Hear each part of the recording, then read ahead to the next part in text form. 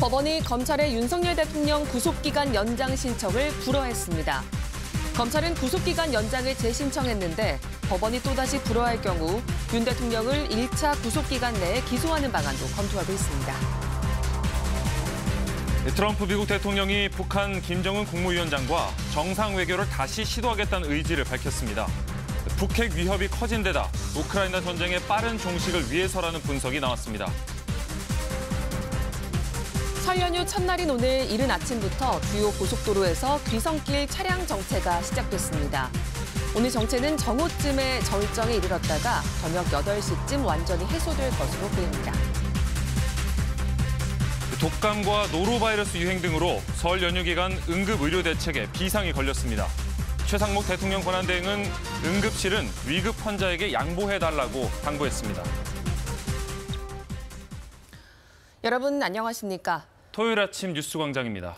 네, 긴 연휴를 시작하는 아침이지만 먼저 밤사이 나온 구속기간 관련 속보부터 전해드립니다. 윤석열 대통령에 대한 구속기간을 연장해달라는 검찰의 신청을 법원이 받아들이지 않았습니다. 네, 법원 판단이 나온 지 4시간 만에 검찰은 오늘 새벽 또다시 구속기간 연장을 신청했습니다. 첫 소식 이윤우 기자가 보도합니다. 공수처로부터 윤 대통령의 내란 우두머리 혐의 사건을 넘겨받은 검찰. 보안 수사를 위해 구속기간 연장을 신청했는데 서울중앙지법이 어젯밤 10시쯤 이를 불허했습니다. 법원은 공수처 검사가 수사한 뒤 검찰에 기소를 요구한 사건에 대해 검찰이 수사를 계속할 상당한 이유가 있다고 보기 어렵다고 판단했습니다. 특히 검찰의 보안 수사권 유무나 범위에 관해 공수처법상 명시적인 규정이 없다는 점 등을 근거로 들었습니다. 또 공수처법 제26조를 수사 공정성을 담보하기 위해 수사와 기소를 분리하는 취지로 판단하기도 했습니다. 독립된 수사기관인 공수처로부터 수사 결과를 넘겨받은 검찰에 이를 보완할 권한이 없는 만큼 검찰은 기소 여부만 판단하라는 건데 검찰은 단 4시간 만인 오늘 새벽 또다시 구속기간을 연장해달라고 법원에 신청했습니다. 연장을 요청한 기간은 앞선 신청과 동일하게 다음 달 6일까지입니다. 윤석열 대통령 측은 법원이 법의 취지를 명확히 해 올바른 결정을 한 것이라며 윤 대통령을 즉시 석방하라고 촉구했습니다. KBS 뉴스 이윤우입니다. 검찰은 재신청의 이유로 과거 공수처에서 넘겨받은 사건을 보완 수사했던 사례를 제시했습니다. 법원 결정이 번복되지 않을 가능성도 있기 때문에 27일경에 만료되는 1차 구속기간 안에 윤 대통령을 재판에 넘기는 방안도 검토 중인 것으로 보입니다. 검찰 상황 박영민 기자가 전해드립니다. 검찰은 법원에 구속기간 연장 허가 재신청을 하면서 조희연 전 서울교육감 사례를 제시했습니다. 검찰은 지난 2021년 공수처로부터 조 전 교육감의 해직교사 특별채용 의혹 사건을 넘겨받아 보완 수사를 거쳐 재판에 넘겼습니다. 김석준 전 부산교육감의 해직교사 부당채용 의혹 사건 역시 검찰은 주거지 등에 대한 추가 압수수색을 통해 혐의를 보강해 재판에 넘겼습니다. 법원은 구속기간 연장을 불허하면서 공수처의 수사 결과를 검찰이 기소 여부만 판단하면 된다는 취지로 판단했는데 검찰은 받아들이기 어렵다는 입장입니다. 공수처법에 규정돼 있지 않은 내용은 형사소송법을 준용해 충분히 수사가 가능하다는 겁니다. 특히 보안 수사건에는 임의 수사뿐만 아니라 구속 등의 강제 수사도 포함된다는 게 검찰 입장입니다. 구속기간 연장 재신청에 대한 법원 결정은 이르면 오늘 중 나올 것으로 보입니다. 법원이 받아들이면 검찰은 열흘 넘는 구속수사 기간을 확보해 윤 대통령 대면 조사에 나설 수 있지만 또다시 불허 결정이 날 경우 1차 구속기간 만료 전에 윤 대통령을 재판에 넘길지 결정해야 합니다. 검찰은 1차 구속기간이 27일 만료되는 것으로 보고 있습니다. 검찰은 일단 윤 대통령 석방은 수사 취지상 맞지 않다고 보고 1차 구속기간 안에 윤 대통령을 기소하는 방안 등 여러 가능성을 놓고 검토하는 것으로 전해졌습니다. KBS 뉴스 박영민입니다. 정치권은 엇갈린 입장을 내놨습니다. 국민의힘은 공수처 수사가 엉망이었다는 방증이라며 윤 대통령 석방을 촉구했고 더불어민주당은 검찰이 기한 내 기소하면 된다면서 문제가 없다고 밝혔습니다. 이혜진 기자입니다. 윤석열 대통령의 구속기한 연장이 기각되자 여야는 즉각 반응했습니다. 국민의힘은 검찰이 윤 대통령을 즉각 석방하고 적법한 수사를 다시 해야 한다고 요구했습니다. 그러면서 이 같은 결과는 처음부터 공수처 수사가 엉터리라는 것을 사실상 법원이 입증한 거라고 말했습니다. 내란죄 수사 권한이 없는 공수처가 판사 쇼핑을 통해 편법으로 체포영장을 발부받는 등 현직 대통령 체포에만 혈안이 되어 사법체계를 무너뜨린 점에 대해 공수처는 책임을 져야 할 것이라고 지적했습니다. 김기현 의원은 공수처가 대통령을 불법 체포했다는 게 드러난다고 했고, 윤상현 의원은 탄핵 심판 이후 대통령을 수사해야 한다고 말했습니다. 더불어민주당은 구속기한 내에 윤 대통령을 기소하면 충분하다는 입장을 냈습니다. 윤 대통령의 내란 우두머리죄 입증 증거는 김용현 전 국방장관 등의 수사를 통해 충분히 확보됐다며 검찰은 구속기간 내에 기소해 국민의 기대에 부응하기를 바란다고 말했습니다. 박홍근 의원은 윤 대통령을 빨리 기소하라는 뜻이라고 말했고, 김용민 의원도 가장 중요한 것은 구속기간 내에 기소하면 된다고 밝혔습니다. 조국혁신당은 즉각 구속 기소하라는 뜻이라면서 체포된 1월 15일부터 구속기간 열흘이 기산되니 늦어도 오늘 구속 기소해야 한다고 강조했습니다. KBS 뉴스 이혜진입니다. 네, 이번엔 탄핵 심판 4차 변론에서 나온 김용현 전 국방부 장관의 발언 따져보겠습니다. 김 전 장관은 계엄 당시 의원이 아니라 요원을 끌어내라 말했다는 취지로 진술했죠. 하지만 곽종근 전 특수전 사령관의 진술과는 다릅니다.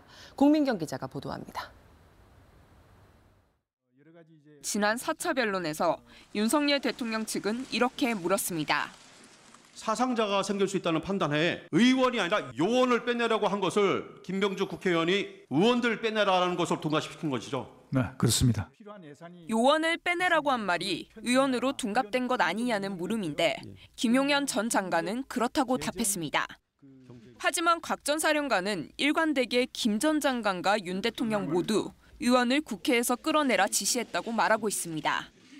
대통령께서 비화폰으로 제게 직접 전화를 하셨습니다. 의결 정족수가 아직 다 안 채워진 것 같다. 빨리 문을 부수고 들어가서 안에 있는 인원들을 끄집어내라. 당시 방송 마이크가 켜져 있어 지시 내용이 그대로 전파됐다는 구체적인 진술도 있습니다. 김용현 장관이 야 빨리 들어가서 국회의원들 끌어내 이런 말을 한 것을 그 지휘통제실에서 야 국회의원들 끌어내라니까 빨리 전달해. 검찰 공소장엔 윤 대통령이 총을 쏴서라도 문을 부수고 의원들을 끌어내라, 국회로 들어가는 의원들을 체포하라고 지시한 내용도 적시됐습니다. 요원이든 의원이든 비상계엄 당시 국회 병력 투입 자체가 위헌이라는 지적도 나옵니다. 비상계엄 하에서도 국회의 권능을 제한할 아무런 법적 권한이 없어요. 국회에 군병력을 보내서 국회 본청 안으로 군인을 들여보내려고 했던 그 자체가 중대한 헌법 위반 행위다. 계엄 당일 국회엔 군과 경찰 2,400여 명이 투입됐습니다. KBS 뉴스 공민강입니다. 폭동 사태 당시 서부지법에 불을 지르려 한 혐의를 받는 10대에 대해 경찰이 구속영장을 신청했습니다. 지금 폭동과 관련해선 전광훈 목사와 윤상현 의원이 경찰에 고발돼 있는데 혐의점이 있는지 이 부분도 살펴볼 것으로 보입니다. 최혜림 기자가 보도합니다.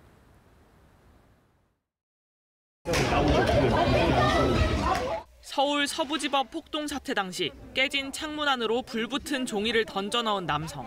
건물 안에 경찰과 시위대는 물론 법원 직원들까지 있어 자칫 대형 참사로 이어질 수도 있었습니다. 경찰이 방화 시도를 한 혐의로 10대 A씨에 대해 구속영장을 신청했습니다. 법원 침입과 특수공무집행 방해 혐의에 방화 미수 혐의가 추가 적용됐습니다.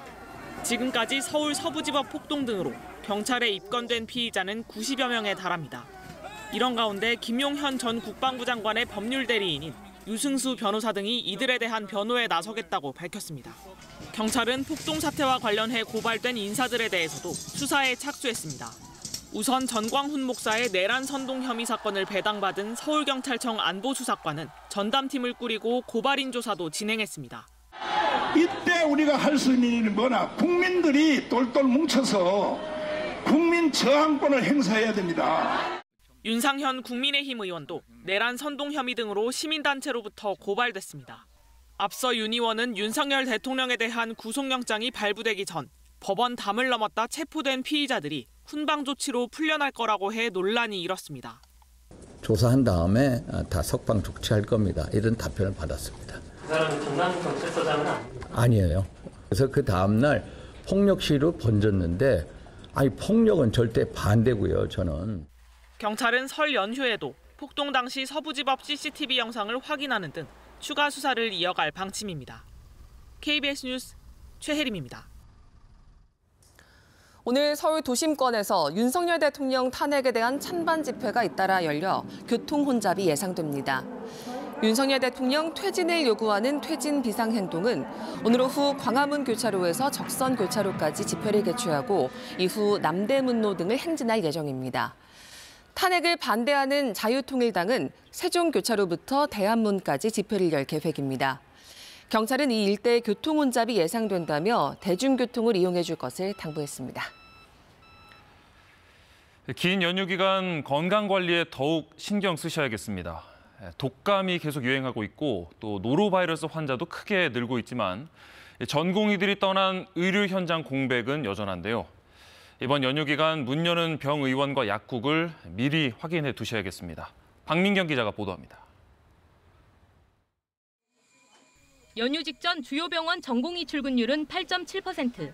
전공의들이 돌아오지 않으면서 의료 현장은 비상입니다. 지난달부터 감염병 발열 환자들이 폭증을 해서 여러 병원을 전전하는 환자들이 다시 늘어나고 있는 상황이거든요. 정부가 응급의료 대책을 내놨지만 이른바 응급실 뺑뺑이가 또 발생할 수 있는 겁니다. 독감 유행도 여전합니다. 소아과는 이른 아침부터 진료 순서를 기다리는 환자와 보호자들로 북적입니다. 기침이랑 콧물이랑 열도 계속 나가지고 아기가 독감 후에 그 기침이 계속 남아있더라고요. 독감 의심 환자는 지난주에 1000명당 57.7명으로 2주 연속 감소세지만 유행 기준보다는 훨씬 많은 수준입니다. 노로바이러스도 영유아를 중심으로 급증세입니다.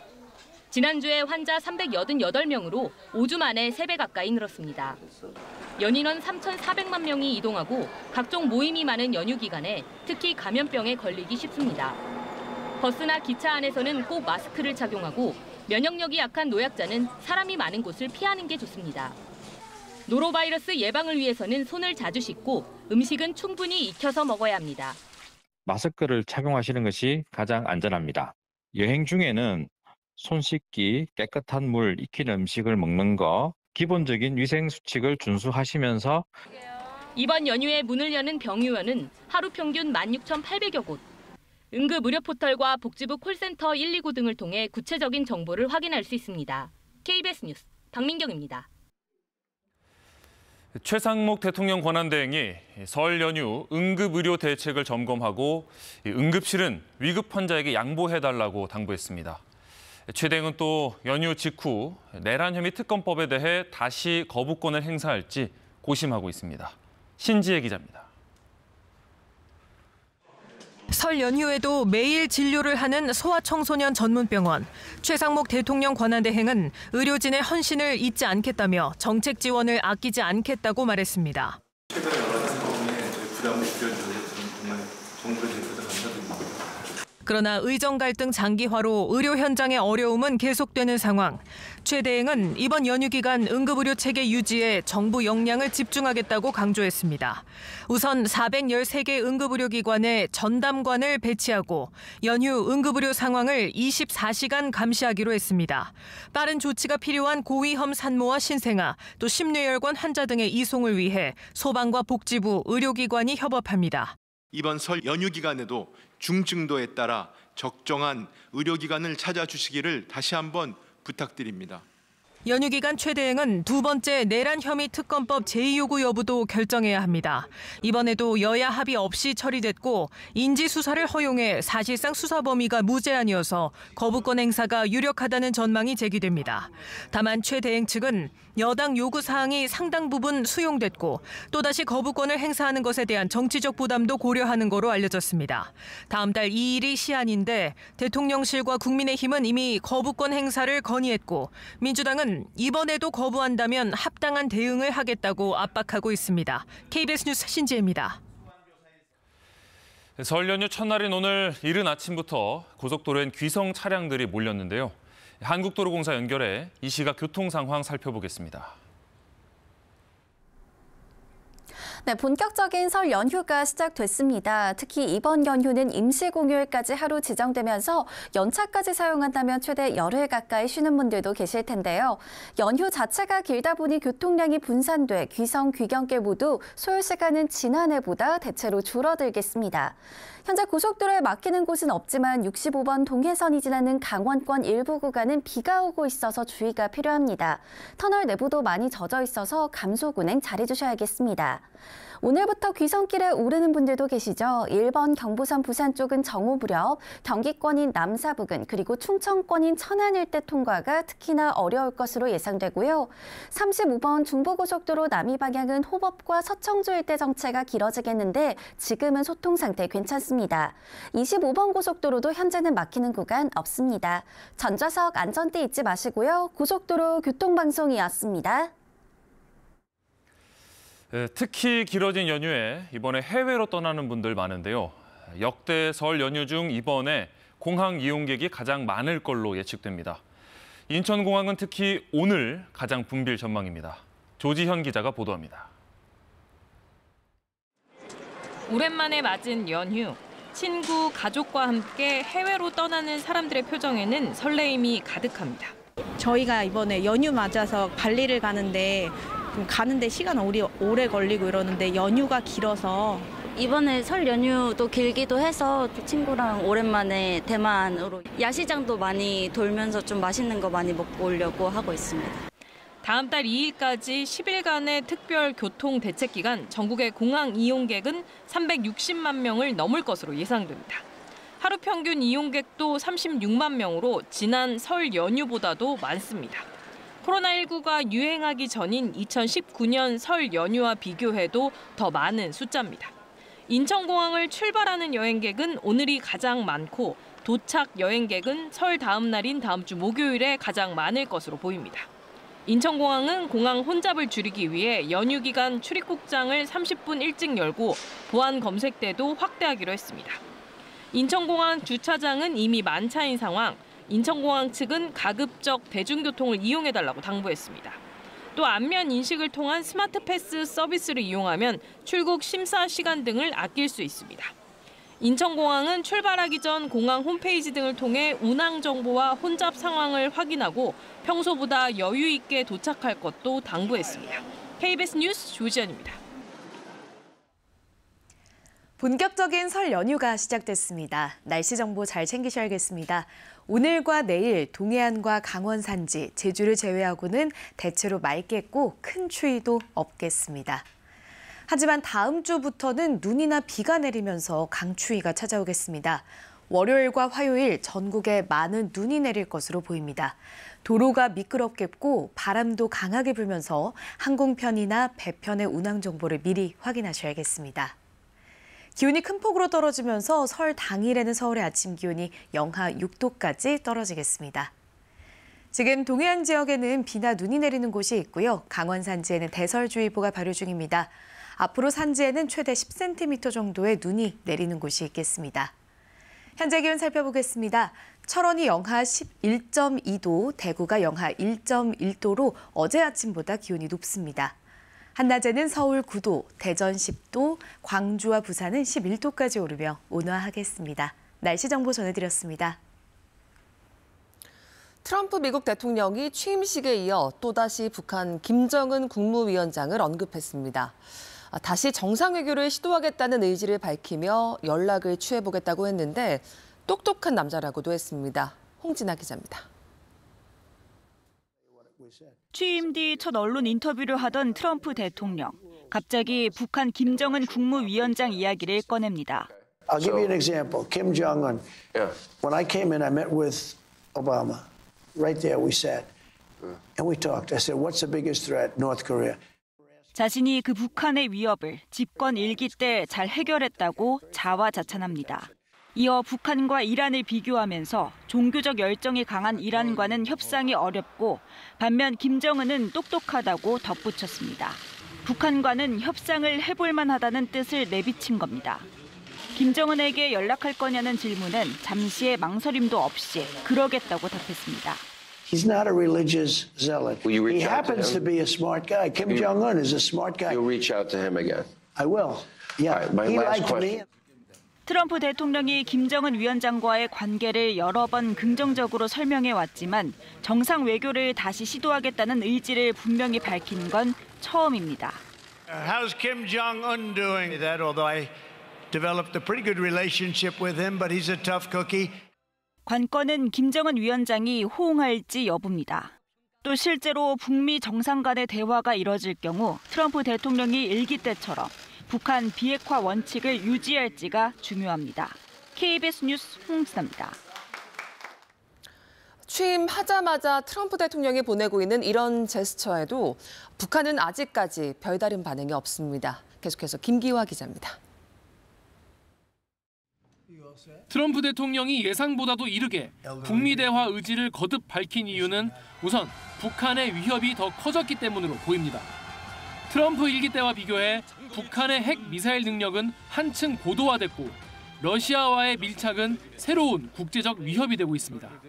그런 만큼 임기 내에 적어도 미국 본토를 겨냥하는 ICBM 등 일부 전략 무기를 감축하는 방식의 이른바 스몰 딜로 단기 성과를 내려는 것이 아니냐는 해석이 나옵니다. 또 북한이 러시아에 무기와 군대를 지원하는 상황에서 우크라이나 전쟁의 빠른 종식을 위해서도 북한과 대화할 필요가 있다는 분석입니다.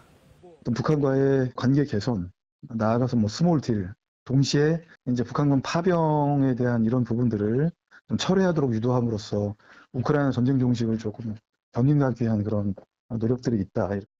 북한은 아직까지 별다른 반응을 내놓지 않고 있습니다.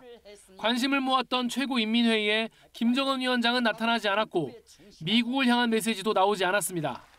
아직 트럼프 출범이 며칠 안 됐고 물론 몇 가지의 메시지는 나왔지만 이것만 근거로 해서 뭔가 입장을 내거나 거기에 대한 메시지를 발신하는 것은 오히려 이제 향후의 운신의 폭을 좁힐 수가 있기 때문에 트럼프 당선 이후 미국과 갈 때까지 가봤다며 선을 그었던 북한.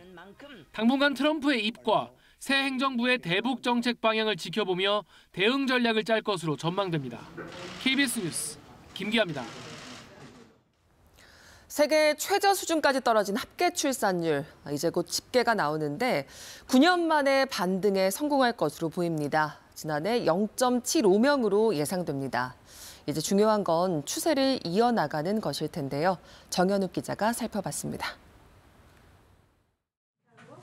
합계 출산율은 여성 1명이 가임기간 낳을 것으로 예상되는 평균 출생아 수를 의미합니다. 2015년부터 매년 가파르게 감소하다가 2023년 0.72명으로 역대 최저치를 기록했습니다. 곧 집계될 지난해 합계 출산율은 당초 예상보다 높은 0.75명이 될 것으로 정부는 내다봤습니다. 이렇게 되면 9년 만의 반등입니다. 1월부터 11월까지 누적 출생아 수도 전년보다 3% 높아 이제 9년 만에 출생아 수 반등은 확실시 되고 있습니다. 최근 정부가 발표한 지난해 주민등록상 출생아 수도 24만 2천여 명으로 1년 전보다 7천여 명 늘었습니다. 역시 9년 만에 증가세가 확인됐습니다. 인구 절벽의 위기에서 각 지자체가 출산 지원책을 펴는 데다 특히 코로나가 시작된 2020년부터 줄던 혼인 건수가 2023년 늘기 시작했습니다. 지난해에도 이 추세는 이어졌을 것으로 추산됩니다. 출산 선행 지표인 혼인 건수가 늘었다는 점에서 지난해 출산율 반등은 일시적인 현상일 가능성이 크다는 분석도 나옵니다. 또 많은 아이들이 태어나는 국면은 아마 제 생각에는 한 2, 3년? 최소한 2년 정도는 가게 될 것 같아요. 하지만 이것이 진짜로 우리 환경이 개선돼서 출산율이 오른 것이냐, 우리 인구에서 출산력이라고 하는데 아이를 낳는 분위기가 많아진 거냐, 이거로 보기는 아직 힘들다고 봐야 되겠죠. 정부는 초저출생 기조가 지속되면서 고령화 속도도 빨라져 20년 뒤에는 고령 인구 비율이 37%가 넘을 것으로 내다봤습니다. KBS 뉴스 정은욱입니다. 아이들이 명절에만 한두 번 입는 한복, 요즘에는 중국 온라인 플랫폼에서 저렴하게 구입하는 경우가 많은데요. 일부 중국산 한복에서 기준치를 초과하는 유해 물질이 나왔습니다. 주의하셔야겠습니다. 고아름 기자가 보도합니다. 초등학생 아이를 키우면서 해외 온라인 쇼핑몰을 자주 이용하는 김수빈 씨. 장난감이나 아이 옷처럼 오래 쓰지 않을 물품들을 주로 구입합니다. 저렴해서 사고 좀 한철 입기 편하니까 쉽게 사는 것 같아요. 우리나라에서 파는 사람들도 그걸 떼와서 산다고 하는 그 느낌 때문에 뭐 차이가 있을까라는 생각도 하게 되는 것 같아요. 명절이나 행사 때 몇 차례 입는 아이들 한복도 해외 직구 단골 품목. 중국 온라인 플랫폼에서 어린이 한복을 검색하니 2만 원 안팎의 무료 배송까지 해준다고 광고합니다. 그런데 이 쇼핑몰에서 판매 중인 일부 중국산 한복에서 유해 물질이 검출됐습니다. 여아 한복 상의에서는 기준치의 4배를 넘긴 포말데하이드가 나왔습니다. 새집 증후군의 원인이 되는 발암 물질입니다. 신체에 닿는 옷감에서는 기준치를 초과하는 pH 수치가 확인돼 판매 부적합 판정을 받았습니다. 저고리 안감이나 이 원단 등에서 pH 성분이 검출됐기 때문에 어린 아이들이 입을 경우에는 접촉성 피부염이나 알러지들을 유발할 수 있습니다. 머리띠에서는 생식 기능과 뇌 발달에 영향을 미치는 납성분이, 장신구 착색제에서도 피부염 유발 성분이 확인됐습니다. 검사 대상 13개 품목 가운데 9개가 국내 안전 기준을 충족하지 못했습니다. 서울시는 부적합 판정 제품들을 공개하고 해당 온라인 플랫폼에도 판매 중지를 요청할 계획입니다. KBS 뉴스 고아름입니다. 고려시대 국보급 불상을 두고 한일 간 소유권 분쟁이 일었고 대법원의 판결로 결국 일본행이 결정됐는데요. 반환에 앞서 단 100일 동안 고향인 충남 서산 부석사로 귀향했습니다. 박병준 기자입니다. 눈을 가린 불상을 불단으로 옮기는 손길이 조심스럽습니다. 천을 걷자 인자한 표정에 가부좌를 튼 금동 관음 보살이 모습을 드러냅니다. 1330년 제작돼 충남 서산 부석사에 봉환됐던 불상이 600여 년 만에 원래 자리로 돌아왔습니다. 우리나라 고향을 찾아왔는데 다시 또 일본으로 가는 게 그런 게 좀 안타깝고. 고려 말 자취를 감춘 뒤 일본 스시마섬 관음사에 모셔졌던 불상이 다시 국내로 돌아온 건 2012년. 도굴범들이 훔쳐 국내로 밀반입하려다가 적발된 뒤 소유권 분쟁이 시작됐습니다.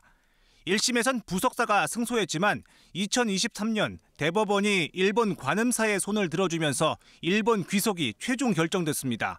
부석사는 일본 측에 단 하루라도 불상 봉환을 요청했고 일본이 확실한 반환을 조건으로 이를 수락하며 불상의 일시 귀향이 성사됐습니다. その像を作られた信者の方々の子孫がまたお参りできるということは非常に私は幸運なことだと思います。 불상이 부석사에 머무는 기간은 단 100일. 오는 5월 5일 부처님 오신 날까지 일반에 공개된 뒤 일본에 반환될 예정입니다. 부석사 측은 불상 환수 노력을 계속할 방침입니다. 한일이 함께 승리할 수 있는 서로에게 만족할 수 있는 그런 결과물들을 내오도록 노력하겠습니다. 고려 불상의 일시 귀향에 일본 취재진 수십 명도 참석해 불상에 대한 뜨거운 관심을 보였습니다. KBS 뉴스 박병준입니다.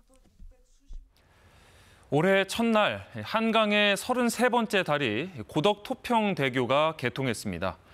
콘크리트 사장교로는 세계에서 가장 긴 다리로 기록됐는데요. 수도권 순환고속도로 출퇴근 차량 정체가 줄어들 걸로 기대됩니다. 이승철 기자입니다. 폭 1km 한강 위로 시원하게 뻗은 다리. 강가운데 교각은 단 2개입니다. 교각 사이 거리는 540m. 콘크리트 사장교 가운데 세계 최장인 고덕토평대교입니다. 훼손되지 않는 자연들을 보여주기 위해서 최소한 슬림하고 개방감 있는 교량으로 설계하였습니다. 고덕토평대교는 세종포천고속도로의 일부로 고덕토평대교가 시작되는 남구리 나들목 인근 강변북로는 서울에서 남양주로 나가는 차량과 북쪽에서 내려오는 차량이 합류하면서 출퇴근길 정체를 빚어왔습니다. 다리 개통 후 20일 동안 데이터를 분석했더니 서울 방향 통행량은 큰 변화가 없었지만 남양주 방향 통행량은 평일 기준 6.5% 이상, 출퇴근 시간대엔 7, 8%가량 줄었습니다. 서울, 강남, 판교 방향의 교통량이 분산되어 강변북로와 토평 3거리 정체가 조금 완화된 것으로 예측하고 있습니다. 포천부터 구리까지 경기도 북쪽에만 이어졌던 세종 포천 고속도로가 고덕 토평대교 개통으로 안성까지 연결되면서 경기 동북부에서 남부까지 더 빨리 이동할 수 있게 된 겁니다. 안성구리 구간 개통에 따라 경부선의 12%, 중부선의 15% 교통량 분산 효과를 일으켜 수도권 지역 설 연휴 교통정체 해소에 큰 도움이 될 것으로 예상됩니다. 제2경부선으로 불리는 세종 포천 고속도로가 계획대로 내년 말 완전 개통하면 서울에서 세종까지 이동 시간은 1시간대로 줄어들 전망입니다. KBS 뉴스 이승철입니다. 오늘과 내일은 제주도와 강원 산지, 동해안을 제외하고는 대체로 맑겠습니다. 하지만 다음 주부터는 전국에 많은 눈이 내리겠습니다. 월요일과 화요일 전국에 눈이 내리겠고 바람까지 강하게 불겠습니다. 도로가 미끄러운 데다가 고향으로 오가는 길 항공편과 배편을 미리 확인하셔야겠습니다. 찬바람 때문에 기온도 큰 폭으로 떨어질 텐데요. 월요일부터는 기온이 내림세를 보이겠습니다. 수요일에는 서울의 아침 기온이 영하 6도까지 뚝 떨어지겠습니다. 지금 동해안 지역에는 비나 눈이 내리고 있습니다. 강원 산지에는 대설주의보가 발효 중인 가운데 눈이 내리고 있는데요. 앞으로 최대 10cm 정도의 눈이 더 쌓일 것으로 보입니다. 현재 기온 살펴보겠습니다. 어제 같은 시각보다 기온이 높습니다. 대구가 영하 1.1도, 전주 영하 1.5도 가리키고 있고요. 한낮에는 철원과 춘천이 7도, 대전과 대구 10도, 제주는 12도까지 오르겠습니다. 바다의 물결은 동해와 남해, 제주 먼바다에서 최고 4m 안팎까지 높게 일겠습니다. 날씨였습니다. 법원이 검찰의 윤석열 대통령 구속기간 연장 신청을 불허했습니다. 검찰은 구속기간 연장을 재신청했는데 법원이 또다시 불허할 경우 윤 대통령을 1차 구속기간 내에 기소하는 방안도 검토하고 있습니다.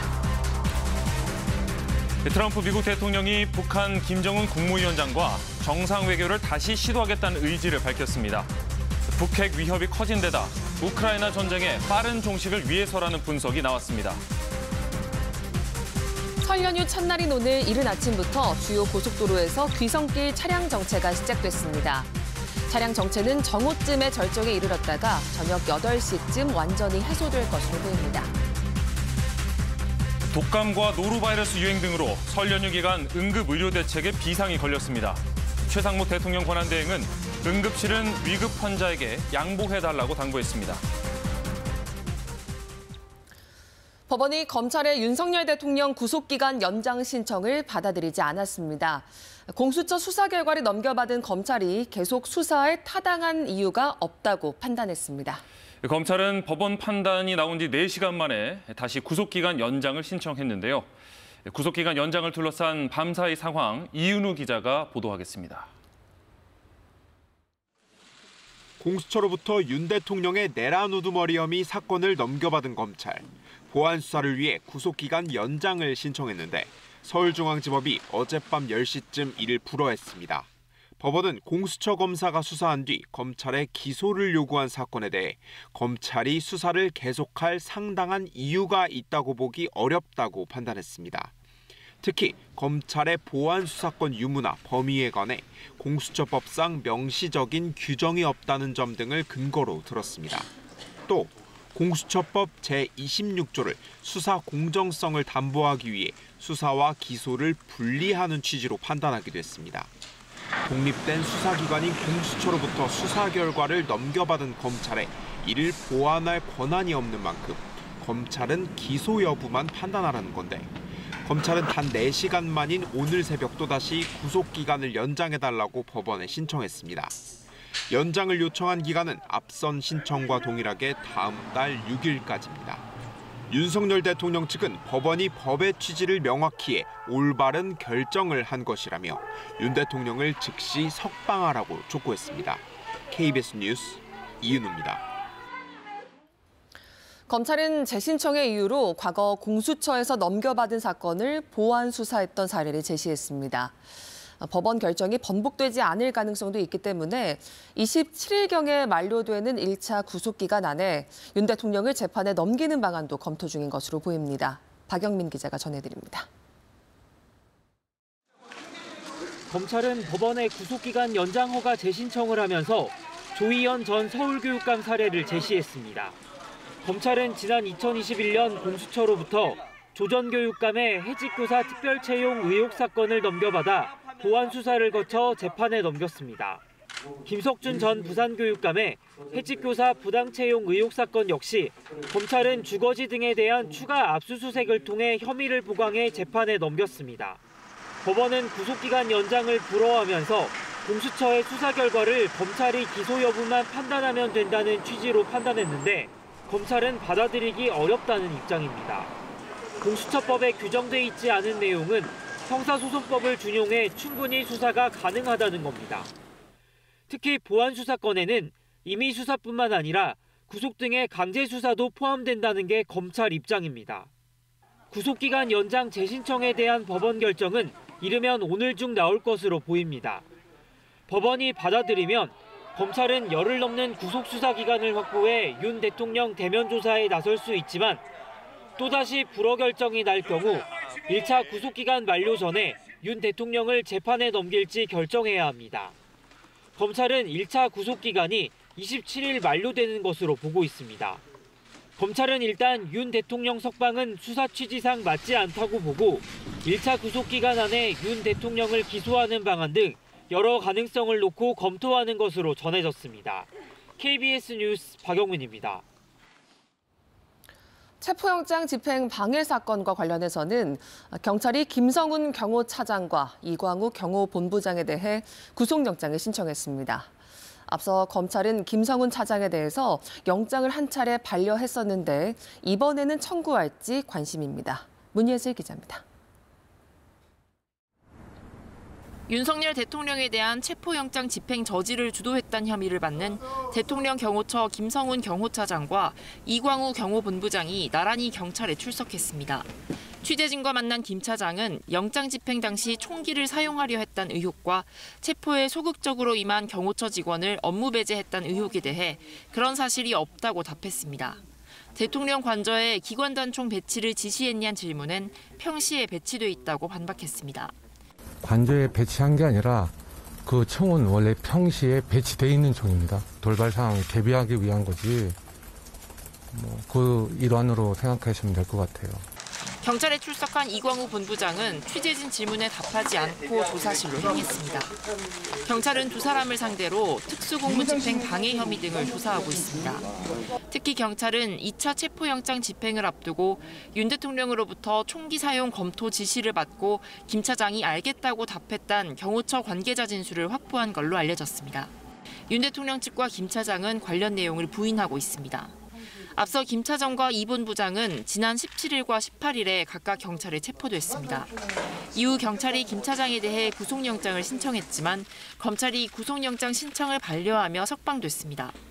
경찰은 김성훈 차장에 대해 두 번째 구속영장을 신청했고 이광우 본부장에 대해서도 구속영장을 신청했습니다. KBS 뉴스 문예슬입니다. 윤 대통령은 탄핵심판 4차 변론에서 비상계엄 포고령 내용이 법적으로 검토하면 손댈 건 많았다고 말했습니다.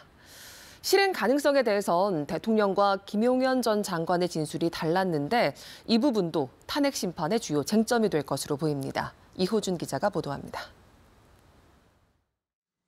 국회 활동을 금지한다는 포고령 1호 내용에 대해 윤 대통령은 법적인 문제가 있을 수 있다는 건 알았지만 그냥 놔뒀다고 말했습니다.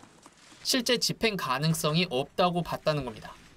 포고령에 사실은 법적으로 검토해서 손댈 거는 많지만 어차피 이 계엄이라는 게 길어야 하루 이상 유지되기도 어렵고 포고령에 나오는 전공의 처단 문구에 대해선 웃으며 그냥 놔뒀다고 말했습니다. 전공이 이걸 제가 왜 집어넣냐 웃으면서 이렇게 얘기를 하니 이것도 막 그런 측면에서 좀 어떤 계고한다는 측면에서 그냥 뒀습니다 해서 저도 웃으면서 그냥 뒀는데 그러나 포고령 초안을 직접 썼다는 김용현 전 장관의 말은 달랐습니다. 포고령을 실제 집행하는 게 맞다고 말했습니다. 대통령께서 그렇게 말씀하셨지만 주무장관은 그렇게 생각지 않습니다. 아, 그래요? 네. 그러면 효력이 있으니까 그렇습니다. 실제로 집행하려고 하셨겠네요? 당연히 그렇게 하는 게 맞다고 생각합니다. 그래서 그 뒤에 윤 대통령의 말과는 다른 입장을 드러낸 겁니다.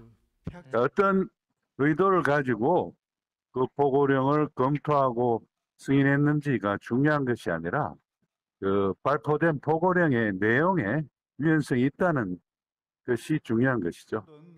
김 전 장관은 포고령의 국회 활동 금지 대목을 윤 대통령이 확인한 뒤 문제를 제기하지 않았냐는 질문에 특별한 언급이 없었다고 말했습니다. KBS 뉴스 이호준입니다. 윤석열 대통령이 김용현 전 장관을 상대로 서너 차례 직접 증인 신문을 진행하는 장면도 있었죠.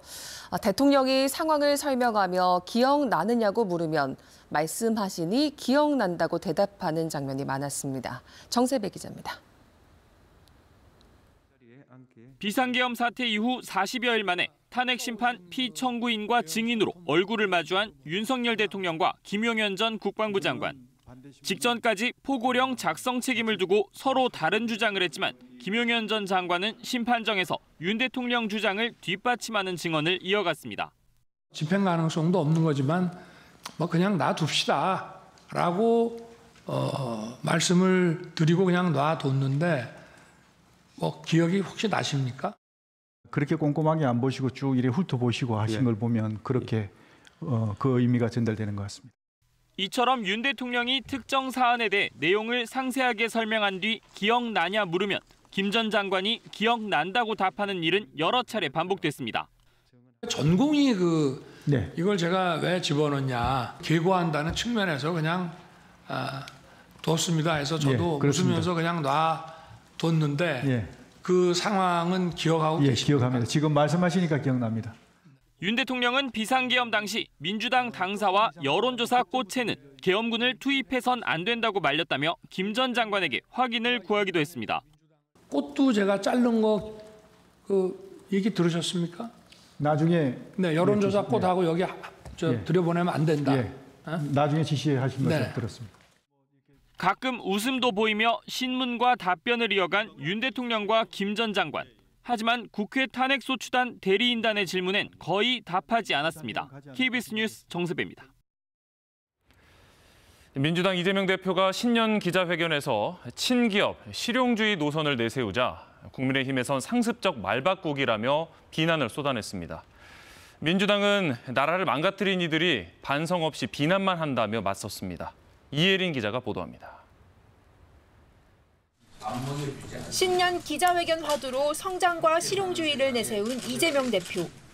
탈이념, 탈진영, 현실적 실용주의가 위기 극복과 성장 발전의 동력입니다. 친기업 노선 전환에 기본소득 재검토까지 시사하자 국민의힘은 일제히 비판에 나섰습니다.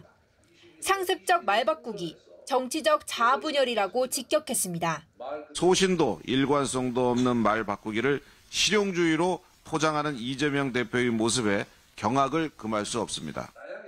노란봉투법 등 기업을 옥죄는 법안을 남발하다 친기업 팽세를 하고 있다며 반도체 특별법 등 민생 법안에 협조하고 지역화폐법 등 악법을 철회하라고 촉구했습니다. 기업 때리기에 여념이 없다고 이제 와서 기업을 유학했다고 합니다. 스토킹 범죄자의 사랑 고백처럼 끔찍하고 기괴합니다. 민주당은 즉각 반박했습니다. 국민의힘을 향해 나라를 망가뜨린 자들이 반성도 없이 정치 공격만 하고 있다고 날을 세웠습니다. 민생을 살리고 저성장의 늪으로 가면 갈수록 빠져들어가고 있는 대한민국 성장을 어떻게 다시 회복시키고 일으켜 세울 것인가에 대해서 정말로 진지하게 고민을 했으면 좋겠습니다. 또 권성동 원내대표가 추경 필요성을 언급한 한국은행 총재를 압박했다면서 경기 부양을 위한 추경 편성을 거듭 촉구했습니다. KBS 뉴스 이혜린입니다. 트럼프 미국 대통령이 지난해 허리케인으로 큰 피해를 본 노스캐롤라이나주를 방문해 연방재난관리청을 폐지하겠다고 말했습니다. 또 러시아에 대한 종전 압박도 이어갔습니다. 김경수 특파원입니다. 지난해 가을 미국 남동부 지역을 강타한 초대형 허리케인 헐린. 200명 이상 숨지며 2005년 카트리나 이후 가장 큰 피해를 줬습니다. 트럼프 미국 대통령이 취임 후 첫 워싱턴 외부 일정으로 멜라니아 여사와 함께 허리케인 피해를 본 노스캐롤라이나주를 찾았습니다. 당시 연방재난관리청이 재난에 제대로 대처하지 못했다면서 이를 폐지하겠다며 이전 정부를 강하게 비판했습니다. You are not forgotten any longer. You were treated very badly by the previous administration, and I'm here after a few days of the administration.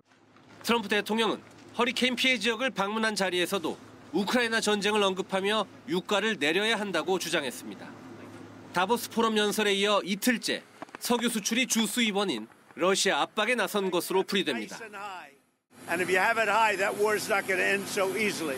So OPEC ought to get on the ball and they ought to drop the price of oil, and that war will stop right away. 한편 트럼프 2기 출범 뒤 처음으로 미국과 중국 외교장관이 전화 통화를 하고 미중 관계 등을 논의했다고 로이터 통신 등이 전했습니다.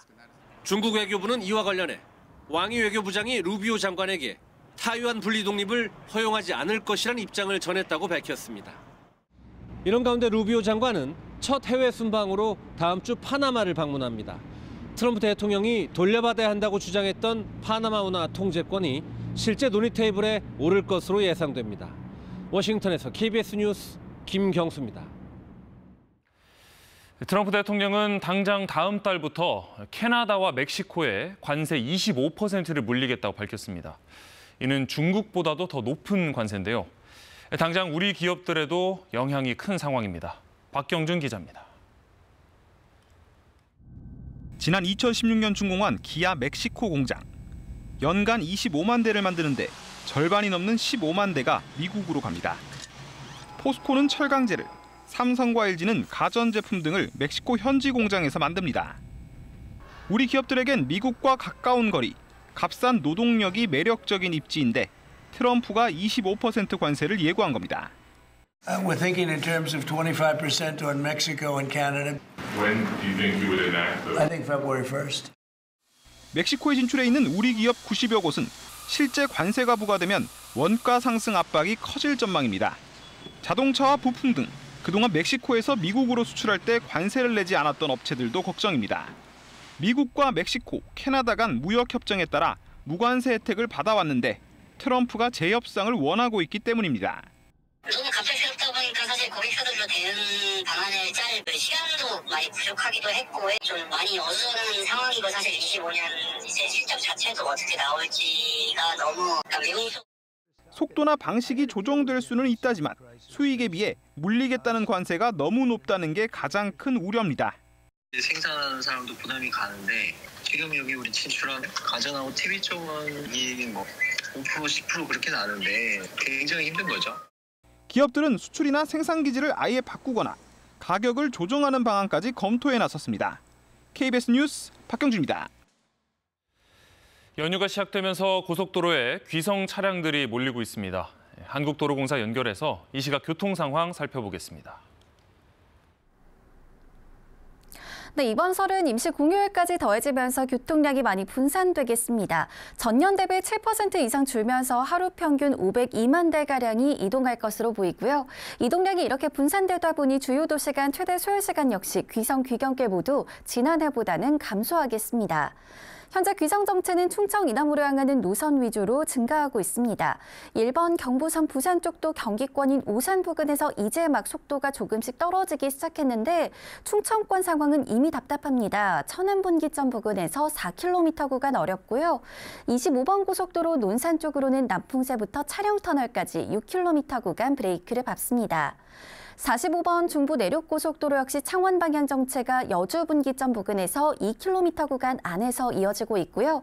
여주 지역의 경우는 50번 고속도로도 강릉 쪽으로 속도 내기 어렵습니다. 전좌석 안전띠 잊지 마시고요. 고속도로 교통방송이었습니다.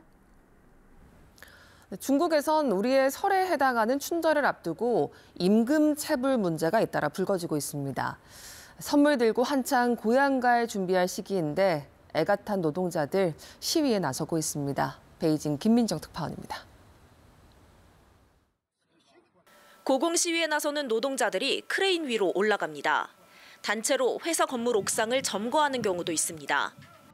다음 주 춘절 연휴를 맞아 고향을 방문해야 하는데 임금이 밀리자 노동자들이 시위에 나선 겁니다.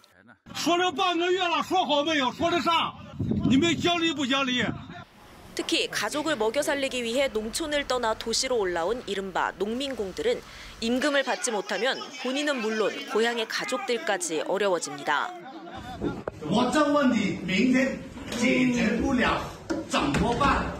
당국이 집중 단속에 나서고는 있지만 중국의 경기 침체가 이어지면서 임금 체불도 늘고 있습니다. 해고 등 불이익을 우려해 임금 관련 문제 제기를 꺼리는 문화 속에서도 지난해 임금 체불 신고와 기소 모두 전년에 비해 4% 넘게 늘었고 체포된 사업주도 17% 정도 증가했습니다. 취업난을 뚫고 일자리를 얻어도 저임금에 심지어 돈을 못 받는 경우까지 속출하면서 중국 노동자들은 더 허리띠를 졸라매고 있습니다.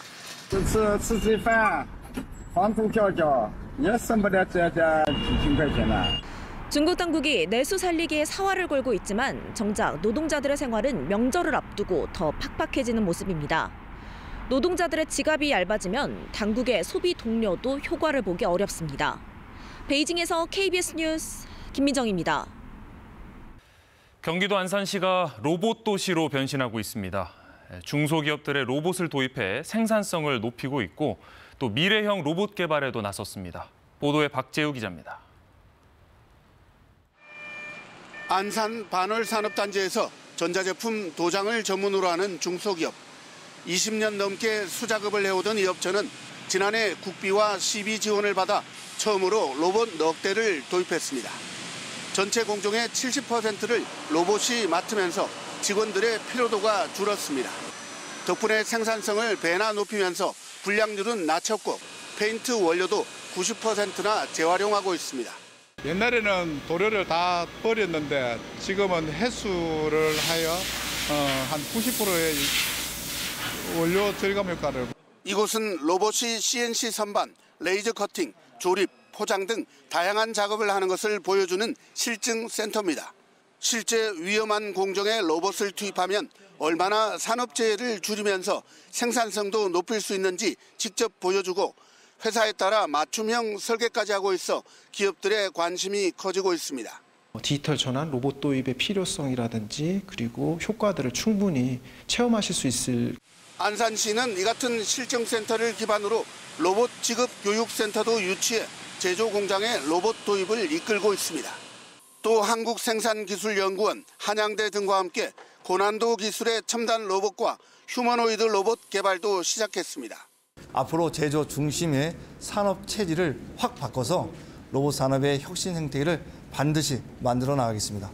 국내 최대의 제조업 국가산업단지 안산시가 인간과 로봇이 공존하는 첨단 로봇 도시로 탈바꿈하고 있습니다. KBS 뉴스 박재우입니다.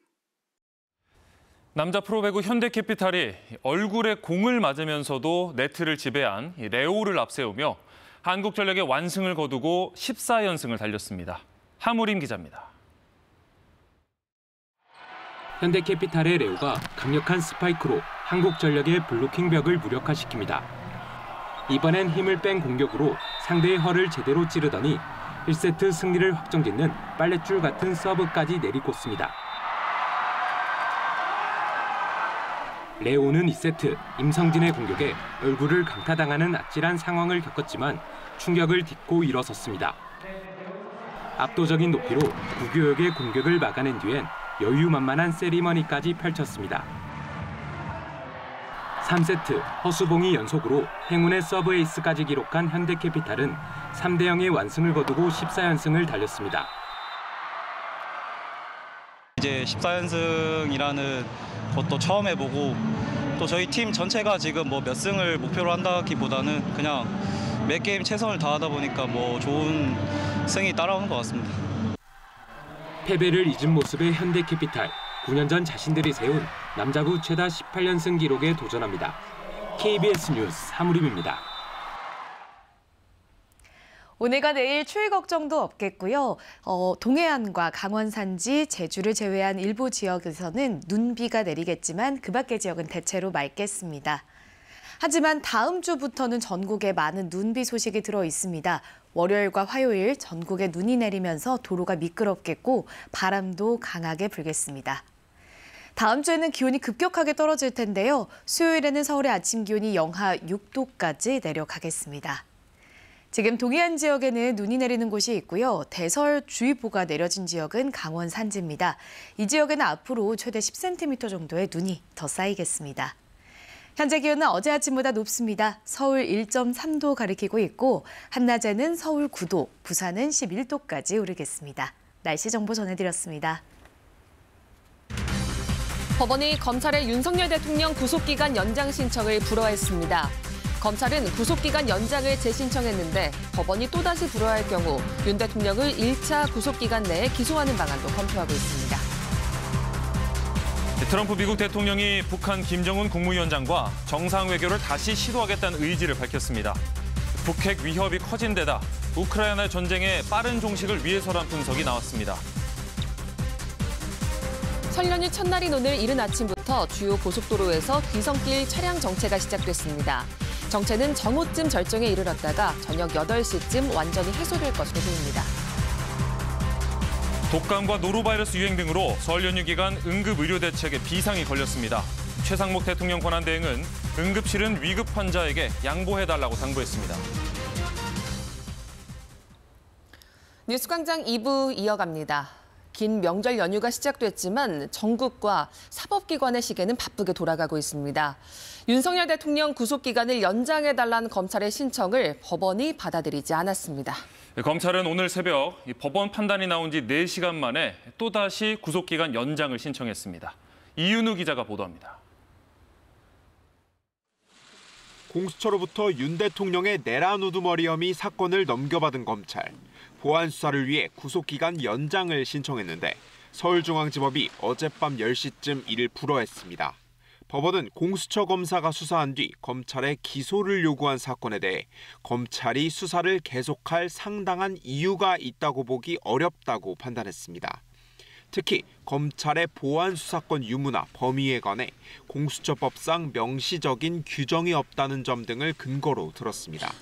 또 공수처법 제26조를 수사 공정성을 담보하기 위해 수사와 기소를 분리하는 취지로 판단하기도 했습니다.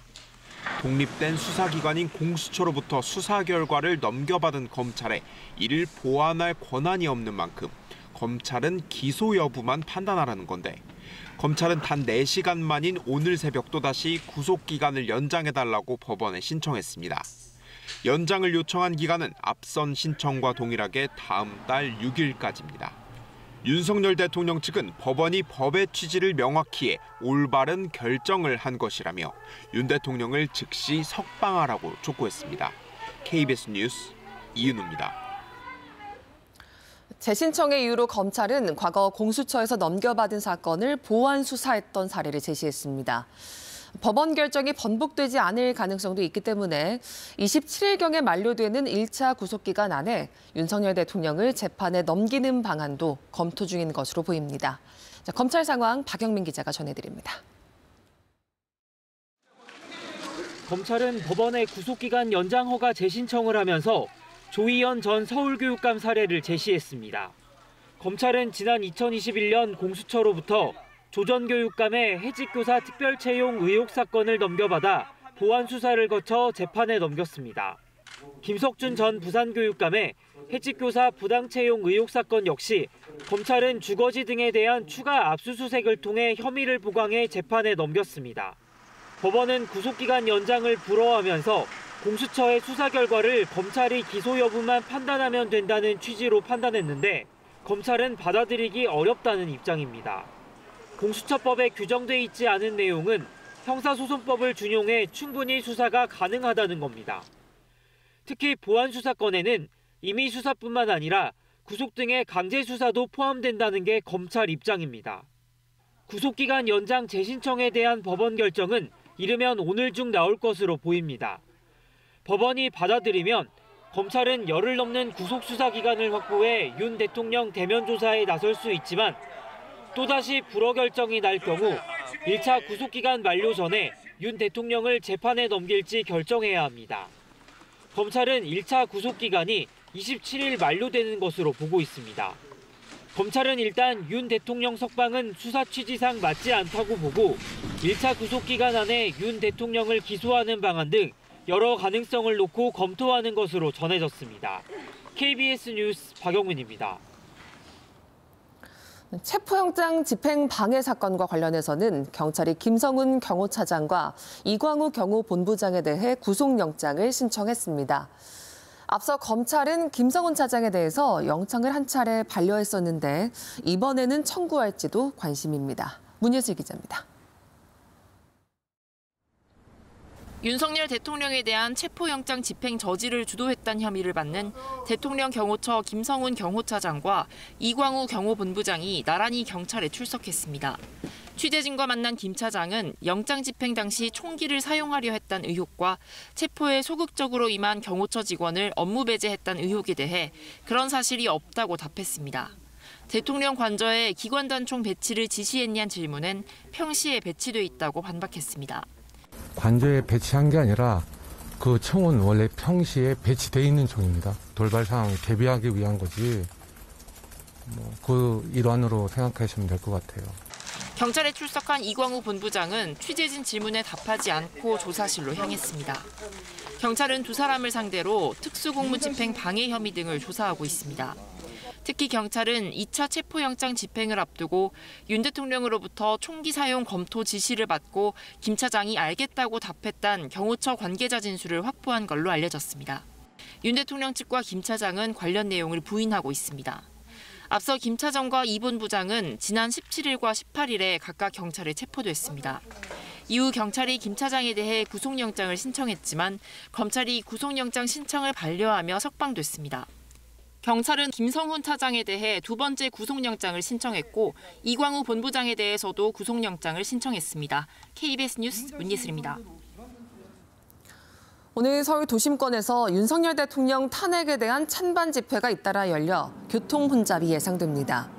윤석열 대통령 퇴진을 요구하는 퇴진 비상행동은 오늘 오후 광화문 교차로에서 적선 교차로까지 집회를 개최하고 이후 남대문로 등을 행진할 예정입니다. 탄핵을 반대하는 자유통일당은 세종교차로부터 대안문까지 집회를 열 계획입니다. 경찰은 이 일대 교통 혼잡이 예상된다며 대중교통을 이용해 줄 것을 당부했습니다.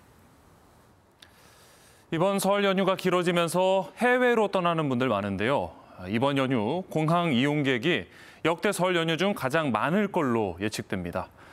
인천공항은 특히 오늘 가장 붐빌 전망입니다. 조지현 기자가 보도합니다. 오랜만에 맞은 연휴. 친구, 가족과 함께 해외로 떠나는 사람들의 표정에는 설레임이 가득합니다.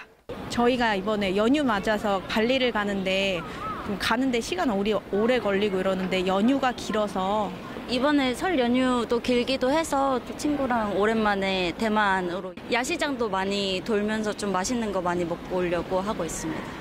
다음 달 2일까지 10일간의 특별 교통 대책 기간 전국의 공항 이용객은 360만 명을 넘을 것으로 예상됩니다. 하루 평균 이용객도 36만 명으로 지난 설 연휴보다도 많습니다. 코로나19가 유행하기 전인 2019년 설 연휴와 비교해도 더 많은 숫자입니다. 인천공항을 출발하는 여행객은 오늘이 가장 많고 도착 여행객은 설 다음 날인 다음 주 목요일에 가장 많을 것으로 보입니다. 인천공항은 공항 혼잡을 줄이기 위해 연휴 기간 출입국장을 30분 일찍 열고 보안 검색대도 확대하기로 했습니다. 인천공항 주차장은 이미 만차인 상황. 인천공항 측은 가급적 대중교통을 이용해달라고 당부했습니다. 또 안면 인식을 통한 스마트 패스 서비스를 이용하면 출국 심사 시간 등을 아낄 수 있습니다.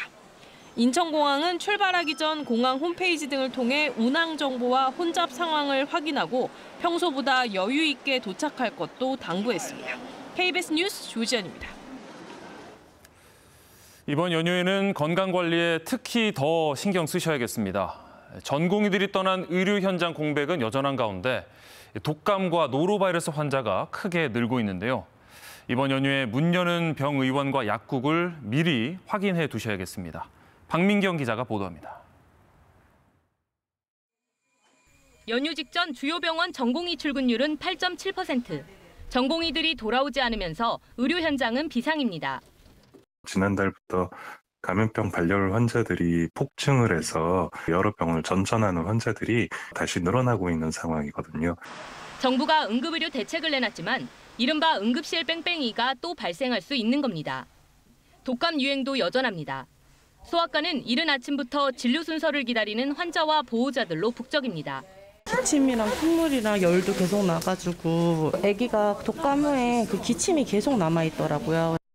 독감 의심 환자는 지난주에 1000명당 57.7명으로 2주 연속 감소세지만 유행 기준보다는 훨씬 많은 수준입니다.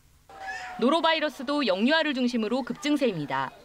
지난주에 환자 388명으로 5주 만에 3배 가까이 늘었습니다. 연인원 3,400만 명이 이동하고 각종 모임이 많은 연휴 기간에 특히 감염병에 걸리기 쉽습니다. 버스나 기차 안에서는 꼭 마스크를 착용하고 면역력이 약한 노약자는 사람이 많은 곳을 피하는 게 좋습니다. 노로바이러스 예방을 위해서는 손을 자주 씻고 음식은 충분히 익혀서 먹어야 합니다. 마스크를 착용하시는 것이 가장 안전합니다. 여행 중에는 손 씻기, 깨끗한 물, 익힌 음식을 먹는 거, 기본적인 위생 수칙을 준수하시면서 이번 연휴에 문을 여는 병의원은 하루 평균 16,800여 곳. 응급 의료 포털과 복지부 콜센터 129 등을 통해 구체적인 정보를 확인할 수 있습니다. KBS 뉴스 박민경입니다.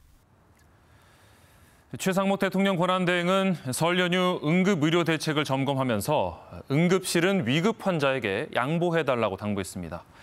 또 연휴 직후 내란 혐의 특검법에 대해 다시 거부권을 행사할지 고심하고 있습니다. 신지혜 기자입니다. 설 연휴에도 매일 진료를 하는 소아청소년 전문병원. 최상목 대통령 권한대행은 의료진의 헌신을 잊지 않겠다며 정책 지원을 아끼지 않겠다고 말했습니다. 최근에 여러 사건에 부담을 줄여주셔서 정말 정부에 대해서 감사드립니다. 그러나 의정 갈등 장기화로 의료 현장의 어려움은 계속되는 상황. 최 대행은 이번 연휴 기간 응급의료 체계 유지에 정부 역량을 집중하겠다고 강조했습니다. 우선 413개 응급의료기관에 전담관을 배치하고 연휴 응급의료 상황을 24시간 감시하기로 했습니다. 빠른 조치가 필요한 고위험 산모와 신생아, 또 심뇌혈관 환자 등의 이송을 위해 소방과 복지부, 의료기관이 협업합니다. 이번 설 연휴 기간에도 중증도에 따라 적정한 의료기관을 찾아주시기를 다시 한번 부탁드립니다. 연휴 기간 최 대행은 두 번째 내란 혐의 특검법 제2요구 여부도 결정해야 합니다. 이번에도 여야 합의 없이 처리됐고 인지 수사를 허용해 사실상 수사 범위가 무제한이어서 거부권 행사가 유력하다는 전망이 제기됩니다. 다만 최 대행 측은 여당 요구 사항이 상당 부분 수용됐고 또다시 거부권을 행사하는 것에 대한 정치적 부담도 고려하는 거로 알려졌습니다. 다음 달 2일이 시한인데 대통령실과 국민의힘은 이미 거부권 행사를 건의했고 민주당은 이번에도 거부한다면 합당한 대응을 하겠다고 압박하고 있습니다. KBS 뉴스 신지혜입니다. 이른 아침부터 고속도로엔 귀성 차량들이 몰리고 있습니다. 한국도로공사 연결해 현재 교통 상황 살펴보겠습니다. 연휴가 길다 보니 여유롭게 귀성길에 오르는 분들이 많으시죠. 충청 이남으로 향하는 길 위주로 정체가 시작되긴 했지만 보시다시피 크게 어렵진 않습니다. 그래도 귀성 정체가 조금 일찍 시작되는 편인 충청권인 천안 지역은 이미 1시간 전부터 일부 구간에서 속도가 내려가기 시작했고요. 45번 중부 내륙선 창원 쪽도 여주 분기점 부근에서 불편한데 사고까지 있어서 주의가 필요합니다.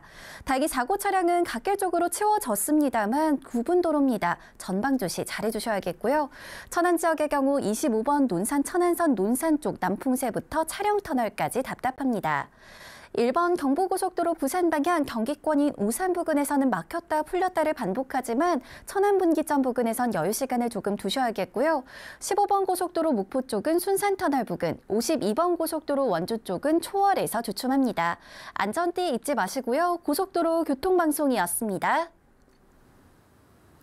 전 세계 최저 수준까지 떨어진 합계 출산율, 이제 곧 집계가 나오는데요. 9년 만에 반등에 성공할 것으로 보입니다. 지난해 0.75명이 예상됩니다.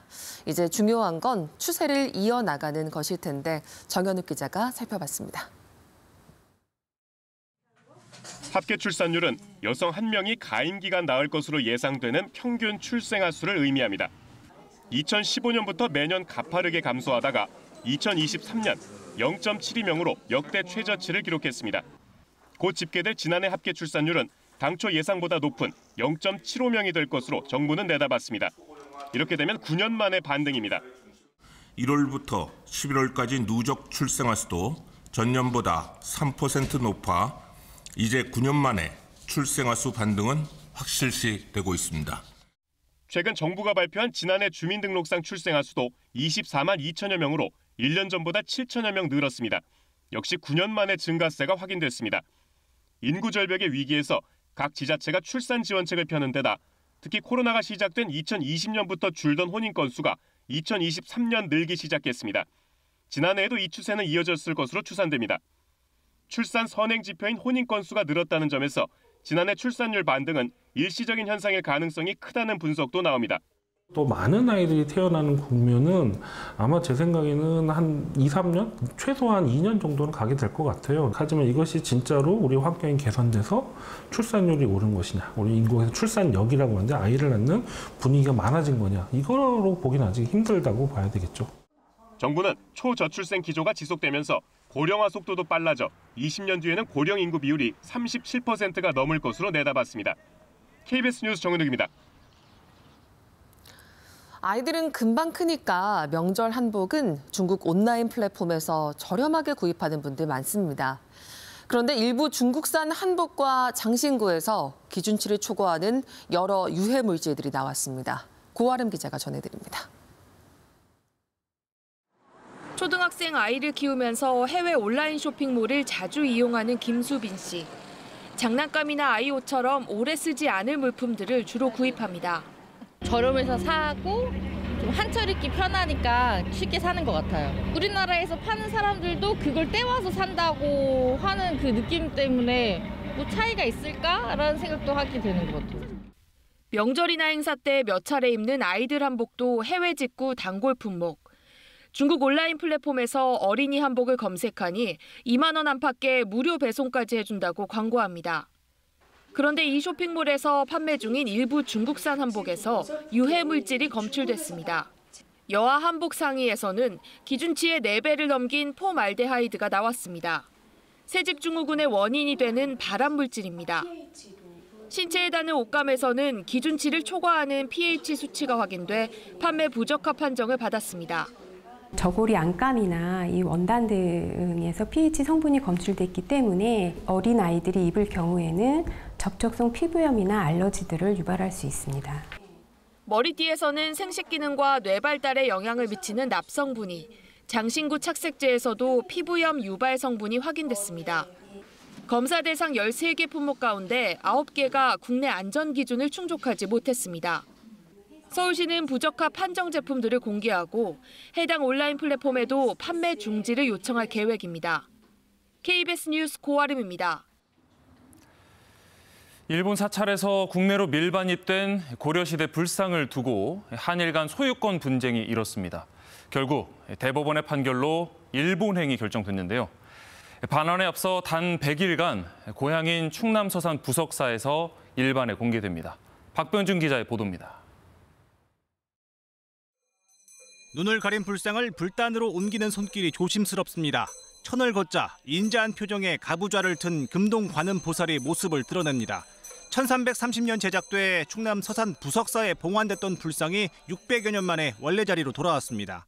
우리나라 고향을 찾아왔는데 다시 또 일본으로 가는 게 그런 게 좀 안타깝고. 고려 말 자취를 감춘 뒤 일본 스시마섬 관음사에 모셔졌던 불상이 다시 국내로 돌아온 건 2012년. 도굴범들이 훔쳐 국내로 밀반입하려다가 적발된 뒤 소유권 분쟁이 시작됐습니다.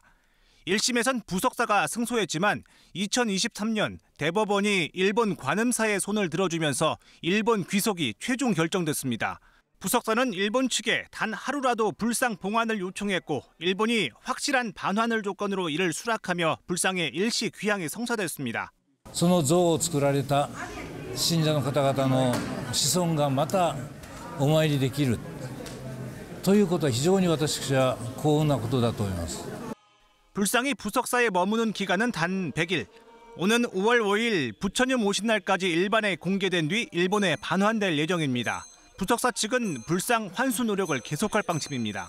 한일이 함께 승리할 수 있는 서로에게 만족할 수 있는 그런 결과물들을 내오도록 노력하겠습니다. 고려 불상의 일시 귀향에 일본 취재진 수십 명도 참석해 불상에 대한 뜨거운 관심을 보였습니다. KBS 뉴스 박병준입니다. 올해 첫날 한강의 33번째 다리인 고덕 토평대교가 개통했습니다. 콘크리트 사장교로는 세계에서 가장 긴 다리로 기록됐는데요. 수도권 순환고속도로에 출퇴근 차량 정체가 줄어들 걸로 기대됩니다. 이승철 기자가 보도합니다. 폭 1km 한강 위로 시원하게 뻗은 다리. 강 가운데 교각은 단 2개입니다. 교각 사이 거리는 540m. 콘크리트 사장교 가운데 세계 최장인 고덕 토평대교입니다. 훼손되지 않는 자연들을 보여주기 위해서 최소한 슬림하고 개방감 있는 교량으로 설계하였습니다.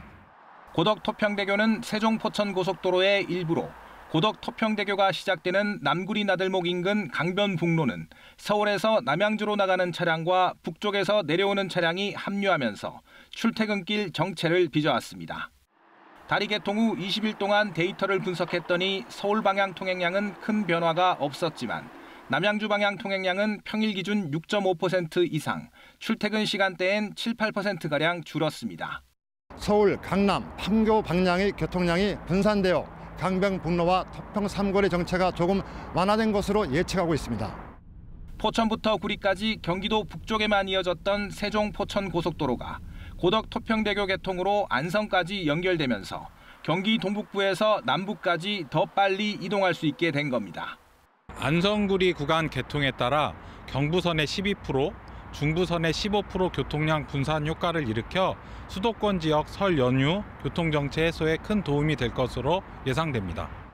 제2경부선으로 불리는 세종 포천 고속도로가 계획대로 내년 말 완전 개통하면 서울에서 세종까지 이동 시간은 1시간대로 줄어들 전망입니다. KBS 뉴스 이승철입니다. 설 연휴가 시작되면서 이른 아침 이동한 분들 계시죠? 동해안과 강원 산지에는 지금 비나 눈이 내리고 있고요. 그 밖의 지역의 하늘은 대체로 맑습니다. 일요일인 내일도 제주와 강원 지역을 제외하고는 대체로 맑겠고 구름만 지나겠습니다. 하지만 다음 주부터는 많은 눈이 내리고 강추위도 찾아오겠습니다. 월요일과 화요일 전국에 비나 눈이 내리겠고요. 충청과 호남, 제주는 설날인 수요일까지도 눈이 이어지겠습니다. 기온도 급격하게 떨어지겠습니다. 설 당일에는 서울의 아침 기온이 영하 6도, 목요일에는 영하 7도까지 내려가겠습니다. 지금 동해안 지역에 비나 눈이 내리고 있고 강원 산지에는 대설주의보가 발효 중입니다. 앞으로 강원 산지에는 최대 10cm 정도의 눈이 더 내릴 것으로 보입니다. 자세한 현재 기온 살펴보겠습니다. 철원이 영하 4도, 서울이 1.9도, 부산 5.2도로 어제 같은 시각보다 기온은 높습니다. 한낮에도 철원이 7도, 대전 10도, 광주와 창원이 11도, 제주는 12도까지 오르면서 온화하겠습니다. 바다의 물결은 모든 해상에서 최고 3에서 4m까지 매우 높게 일겠습니다. 다음 주에 날씨가 급변하는 만큼 건강관리 잘해주셔야겠습니다. 날씨 정보 전해드렸습니다. 트럼프 미국 대통령이 취임식에 이어 또다시 북한 김정은 국무위원장을 언급했습니다. 정상 외교를 다시 시도하겠다는 의지를 밝혔습니다. 연락을 취해보겠다면서 김 위원장이 똑똑한 남자라고도 했습니다. 홍진아 기자가 보도합니다. 취임 뒤 첫 언론 인터뷰를 하던 트럼프 대통령. 갑자기 북한 김정은 국무위원장 이야기를 꺼냅니다. I'll give you an example. Kim Jong-un. When I came in, I met with Obama. Right there we sat and we talked. I said, what's the biggest threat? North Korea. 자신이 그 북한의 위협을 집권 1기 때 잘 해결했다고 자화자찬합니다. 이어 북한과 이란을 비교하면서 종교적 열정이 강한 이란과는 협상이 어렵고 반면 김정은은 똑똑하다고 덧붙였습니다. 북한과는 협상을 해볼 만하다는 뜻을 내비친 겁니다. 김정은에게 연락할 거냐는 질문은 잠시의 망설임도 없이 그러겠다고 답했습니다. He's not a religious zealot. He happens to be a smart guy. Kim Jong-un is a smart guy. You'll reach out to him again. I will. Yeah, my he last liked me. question. 트럼프 대통령이 김정은 위원장과의 관계를 여러 번 긍정적으로 설명해 왔지만 정상 외교를 다시 시도하겠다는 의지를 분명히 밝힌 건 처음입니다.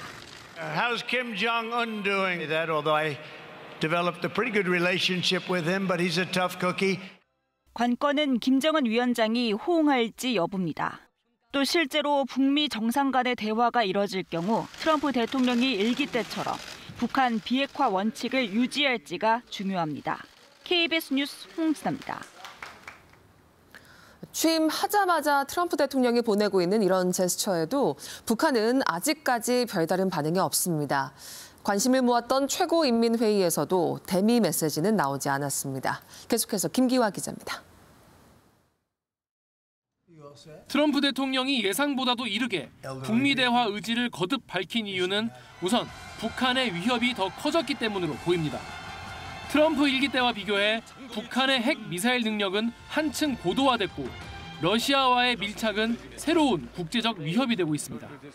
그런 만큼 임기 내에 적어도 미국 본토를 겨냥하는 ICBM 등 일부 전략 무기를 감축하는 방식의 이른바 스몰 딜로 단기 성과를 내려는 것이 아니냐는 해석이 나옵니다.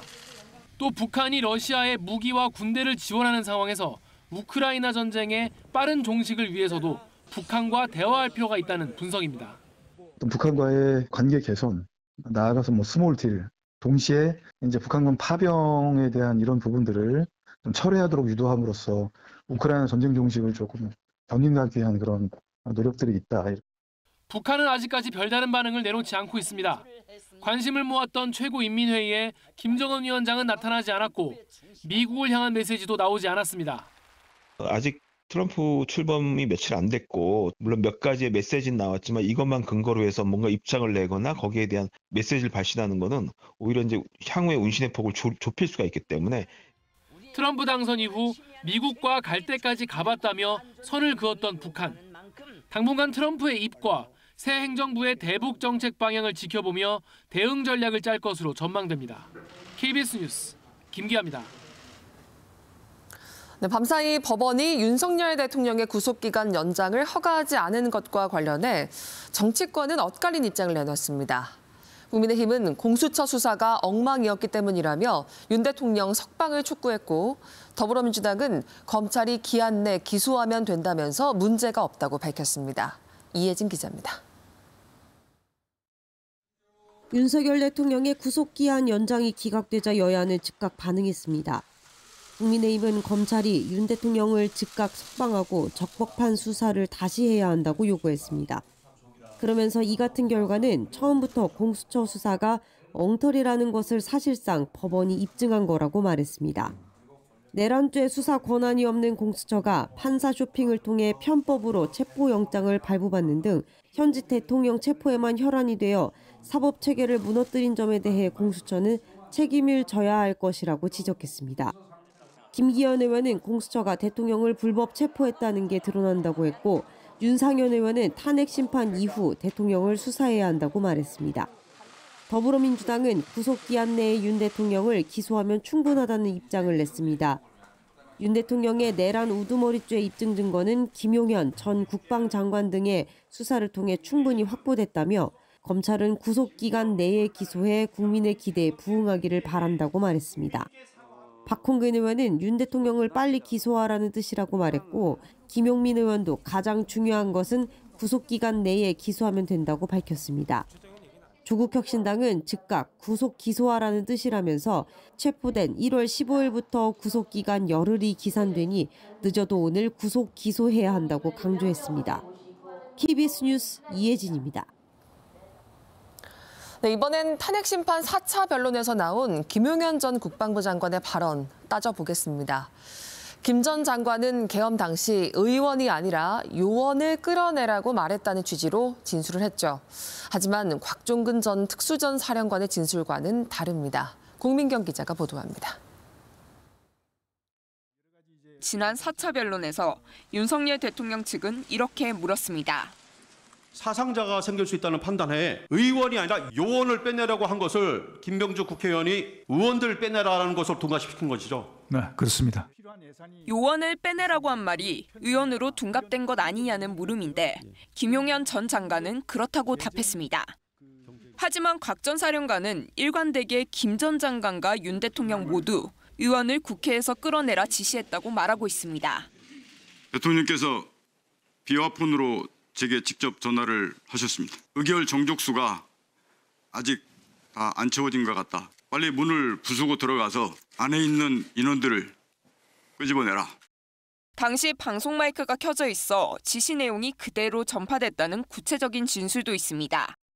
김용현 장관이 야 빨리 들어가서 국회의원들 끌어내 이런 말을 한 것을 그 지휘통제에서 야 국회의원들 끌어내라니까 빨리 전달해.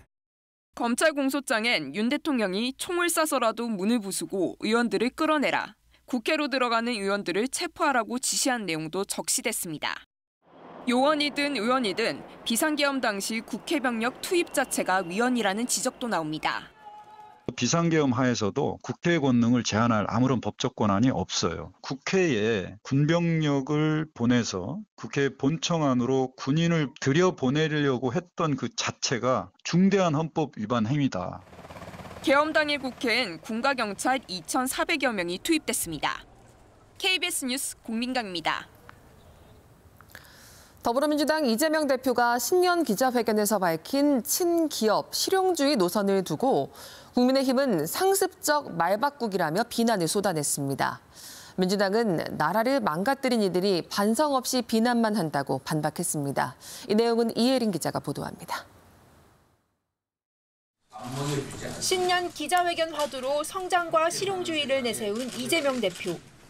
탈이념, 탈진영, 현실적 실용주의가 위기 극복과 성장 발전의 동력입니다.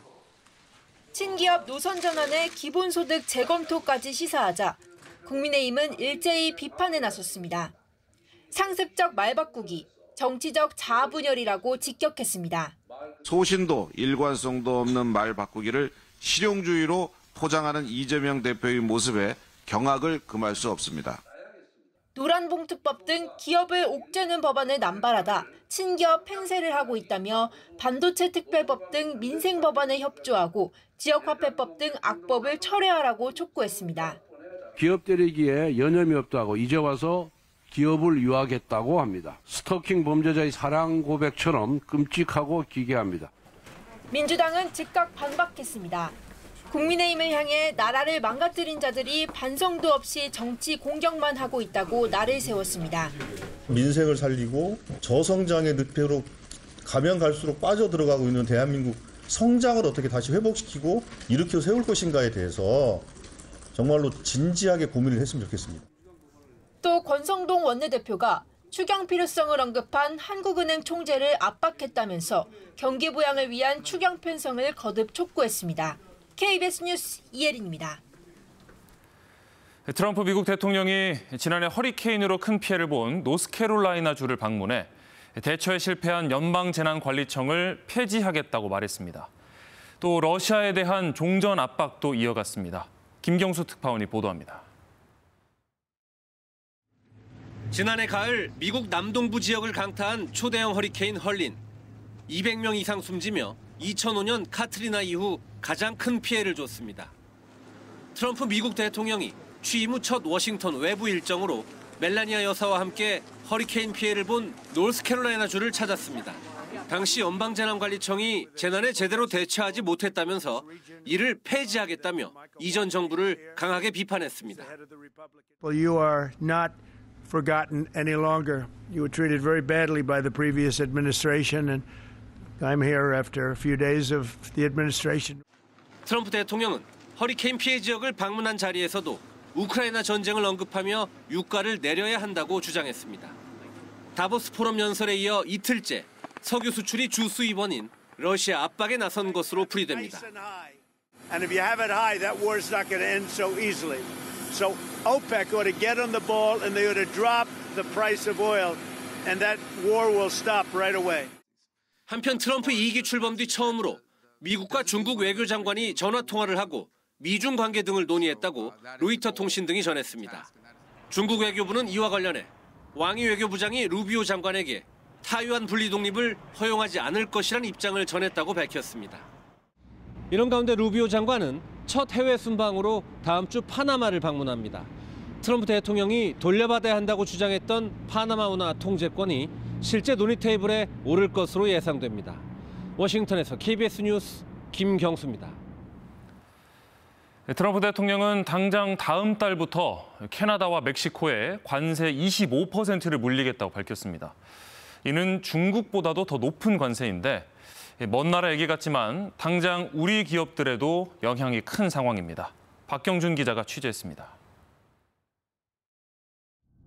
지난 2016년 준공한 기아 멕시코 공장. 연간 25만 대를 만드는데 절반이 넘는 15만 대가 미국으로 갑니다. 포스코는 철강제를, 삼성과 LG는 가전제품 등을 멕시코 현지 공장에서 만듭니다. 우리 기업들에겐 미국과 가까운 거리, 값싼 노동력이 매력적인 입지인데 트럼프가 25% 관세를 예고한 겁니다. We're thinking in terms of 25% on Mexico and Canada. When do you think you would enact those? I think February 1st. 멕시코에 진출해 있는 우리 기업 90여 곳은 실제 관세가 부과되면 원가 상승 압박이 커질 전망입니다. 자동차와 부품 등 그동안 멕시코에서 미국으로 수출할 때 관세를 내지 않았던 업체들도 걱정입니다. 미국과 멕시코, 캐나다 간 무역 협정에 따라 무관세 혜택을 받아왔는데 트럼프가 재협상을 원하고 있기 때문입니다. 너무 갑작스럽다 보니까 사실 고객사들로 대응 방안을 짤 시간도 많이 부족하기도 했고 좀 많이 어수선한 상황이고 사실 25년 이제 실적 자체도 어떻게 나올지가 너무 미궁속. 속도나 방식이 조정될 수는 있다지만 수익에 비해 물리겠다는 관세가 너무 높다는 게 가장 큰 우려입니다. 생산하는 사람도 부담이 가는데 지금 여기 우리 진출한 가전하고 TV 쪽은 이익이 5% 10% 그렇게 나는데 굉장히 힘든 거죠. 기업들은 수출이나 생산 기지를 아예 바꾸거나 가격을 조정하는 방안까지 검토해 나섰습니다. KBS 뉴스 박경준입니다. 중국에서는 우리의 설에 해당하는 춘절을 앞두고 임금 체불 문제가 잇따라 불거지고 있습니다. 선물 들고 한창 고향갈 준비할 시기인데 애가 탄 노동자들이 시위에 나서고 있습니다. 베이징 김민정 특파원이 보도합니다. 고공 시위에 나서는 노동자들이 크레인 위로 올라갑니다. 단체로 회사 건물 옥상을 점거하는 경우도 있습니다. 다음 주 춘절 연휴를 맞아 고향을 방문해야 하는데 임금이 밀리자 노동자들이 시위에 나선 겁니다.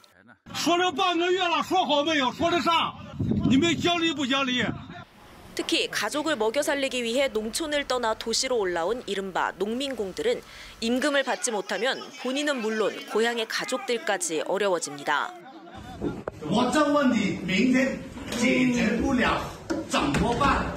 당국이 집중 단속에 나서고는 있지만 중국의 경기 침체가 이어지면서 임금 체불도 늘고 있습니다.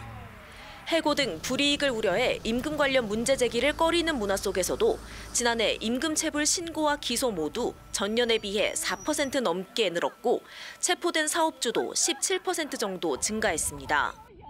취업난을 뚫고 일자리를 얻어도 저임금에 심지어 돈을 못 받는 경우까지 속출하면서 중국 노동자들은 더 허리띠를 졸라매고 있습니다.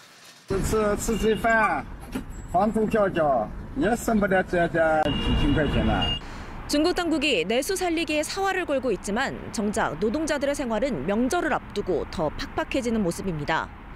노동자들의 지갑이 얇아지면 당국의 소비 동료도 효과를 보기 어렵습니다. 베이징에서 KBS 뉴스 김민정입니다. 남자 프로배구 현대캐피탈이 한국전력의 완승을 거두며 14연승을 달렸습니다.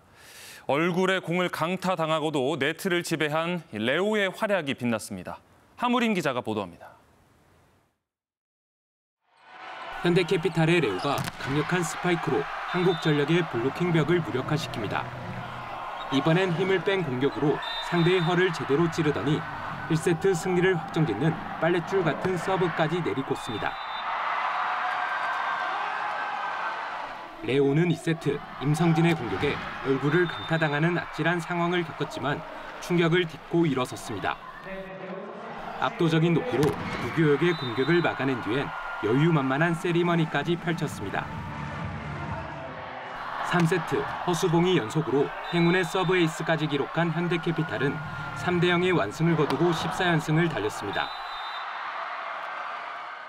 이제 14연승이라는 것도 처음 해보고 또 저희 팀 전체가 지금 뭐 몇 승을 목표로 한다기보다는 그냥 매 게임 최선을 다하다 보니까 뭐 좋은 승이 따라오는 것 같습니다. 패배를 잊은 모습의 현대캐피탈. 9년 전 자신들이 세운 남자부 최다 18연승 기록에 도전합니다. KBS 뉴스 함우림입니다. 귀성길 차량 정체가 이어지고 있습니다. 한국도로공사 연결해 이 시각 교통 상황 살펴보겠습니다. 귀성 정체가 조금씩 길어지고 있긴 하지만 아직까진 막히더라도 한 번에 10km 안팎의 그리 길지 않은 정체만 감안하시면 고향 가는 길 큰 불편은 없습니다. 정체가 조금 일찍 시작된 편인 45번 고속도로 창원 쪽은 여주 분기점 부근에서 짧게 밀리고 1번 경부선 부산 방향도 경기권 상황은 보시다시피 괜찮습니다. 하지만 충청권 상황은 조금 다릅니다. 천안 분기점 부근의 정체는 빠른 속도로 길어지면서 지금은 13km 구간 밀리는데 신탄진에서 한남대교 남단 사이로는 주말 버스 전용 차로대도 시행 중이니까 잘 지켜주셔야겠습니다. 25번 고속도로 논산 쪽은 남풍세부터 차량터널까지 브레이크를 밟고요. 15번 고속도로 목포 쪽 지금은 8탄 분기점 부근에서만 짧게 밀리지만 차츰 서해대교 진입도 어려워지겠습니다.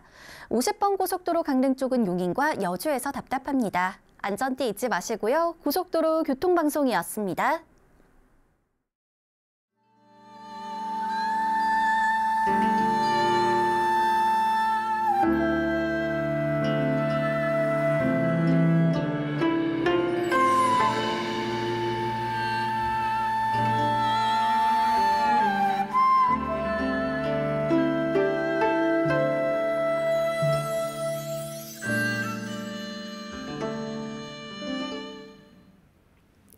설 연휴가 시작되면서 고향으로 향하는 분들 많으시죠? 오늘 전국 대부분 지역은 맑겠습니다만 강원 산지와 동해안 지역에는 비나 눈이 내리는 곳이 있겠습니다. 일요일인 내일도 제주와 강원 일부를 제외하고는 대체로 구름만 지나겠습니다. 하지만 다음 주부터는 날씨가 급변합니다. 월요일과 화요일 전국에 많은 눈이 내리겠고요. 바람도 강하게 불겠습니다. 도로가 미끄럽겠고 항공편이나 배편 정보는 미리 확인하셔야겠습니다. 기온이 크게 떨어지면서 설 당일에는 서울의 아침 기온이 영하 6도, 목요일에는 서울의 아침 기온 영하 7도까지 뚝 떨어지겠습니다. 지금 동해안 지역에 비가 내리고 있고요. 강원 산지로는 눈이 내리면서 대설주의보가 발효 중입니다. 앞으로 강원 산지에는 최대 10cm 정도의 눈이 쌓일 것으로 보입니다. 현재 기온 어제 같은 시각보다 높습니다. 서울이 1.9도, 대구는 영하 0.3도, 전주는 영하 2.3도 가리키고 있고요. 한낮에는 온화하겠습니다. 강릉이 6도, 대전과 대구 10도, 제주는 12도까지 오르겠습니다. 바다의 물결은 모든 해상에서 최고 3에서 4m까지 매우 높게 일겠습니다. 날씨 정보 전해드렸습니다. 연휴를 시작하는 아침 뉴스광장 마칩니다. 네, 연휴 편안하게 보내시기 바랍니다. 고맙습니다.